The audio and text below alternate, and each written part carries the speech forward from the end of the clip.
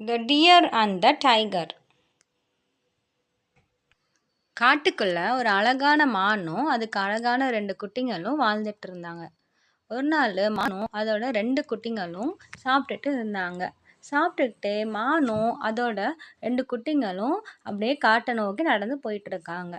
நடந்து போய்கிட்டே இருக்கும்போது மானும் அவங்க 2 குட்டிங்களும் ஒரு குகைக்குள்ளாடி நுழைஞ்சிடுறாங்க. குகைக்குள்ளாடி நடந்து வந்துட்டு இருக்காங்க. ஆனால் அவங்களுக்கு குகைக்குள்ளே தான் போகிறோம் அப்படின்னு தெரியல.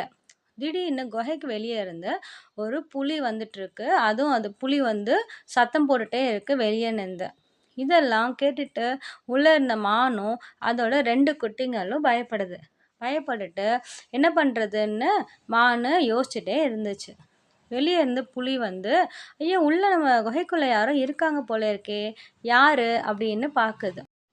புத்திசாலித்தனமாக யோசித்த மானு அதுங்க குட்டிங்க கிட்ட பேசுகிற மாதிரி, வெளியே ஒரு பெரிய புலி நிற்கிதான்.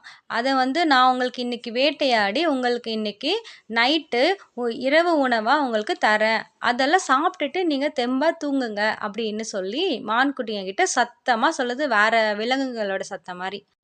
இதெல்லாம் வெளியே இருந்து கேட்டுட்டு இருந்த புலிக்கு ஒரே பயம். ஐயோ நம்மளோட ஒரு பெரிய விலங்கு உள்ளாடி நிற்கிது போல இருக்கே, நம்ம உள்ளே போனால் சாப்பிட்ரும் அப்படின்னு சொல்லிட்டு குகையை விட்டு ஓடி ஓடி போகுது வேற எங்கேயோ தப்பிச்சு.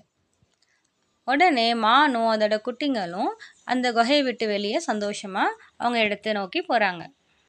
இந்த கதை பிடிச்சிருந்தா லைக் பண்ணுங்கள், ஷேர் பண்ணுங்கள், மறக்காமல் சப்ஸ்கிரைப் பண்ணுங்கள். தேங்க்யூ ஃபார் வாட்சிங்.